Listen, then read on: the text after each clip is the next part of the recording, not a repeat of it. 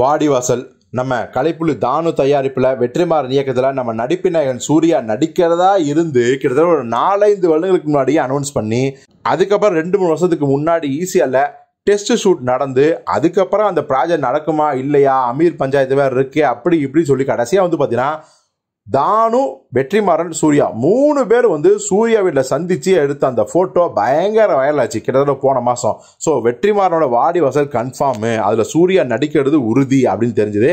ஆனாலும் கூட சூர்யாவோட அடுத்தடுத்த கமிட்மெண்ட்டில் பார்க்கும்போது வெற்றிமாறனோட அமைதியையும் பார்க்கும்போது வாடிவாசல் இருக்கா இல்லையா அப்படிங்கிற மறுபடியும் பழைய மாதிரியான ஒரு சந்தேகம் எல்லாருக்கும் ஏற்படத்தான் செஞ்சுது. ஏன்னா சூர்யா அடுத்தடுத்து வெங்கி அட்லூரி படம், அதுக்கப்புறம் பார்த்தீங்கன்னா நம்ம பேசில் ஜோசப் படம், இப்படிலாம் அடுத்தது கமிட்மெண்ட் பண்ணிட்டு போயிட்டுருக்காரு.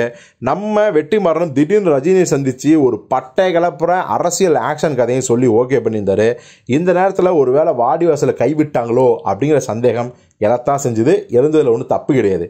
ஆனால் இப்போது அந்த படம் 100% உண்மை, அதற்குரிய ப்ரீ ப்ரொடக்ஷன்லாம் பட்டை கலப்பில் போயிட்டுருக்கு அப்படின்னு சொல்லியிருக்காரு ஒரு பிரபலம்.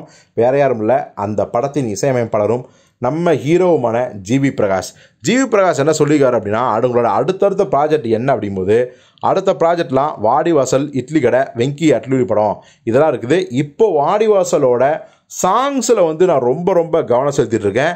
வெற்றிமாறன் இப்போ தான் ஃபோன் பண்ணி வாடிவாசல் படத்தோட சாங்ஸ் மட்டும் இல்லைங்க, பிஜிஎம்மும் நல்லா இருக்கணும், எனக்கு ஷூட்டிங்க்கு முன்னாடியே நிறைய தீம் மியூசிக்லாம் எனக்கு போட்டு கொடுத்துருங்க, எனக்கு வந்து ஷூட் பண்ணுறதுக்கு வந்து அந்த மூடோட ட்ராவல் பண்ணுறது கரெக்டாக இருக்கும் அப்படின்னு கேட்டிருக்காரு.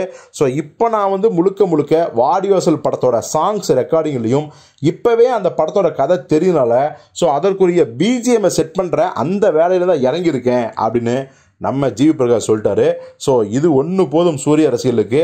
கண்டிப்பாக வாடிவாசல் நம்ம சொன்ன மாதிரி பிப்ரவரி எண்டு அல்லது மார்ச் எண்டில் நடக்கும்னு சொன்னோம்.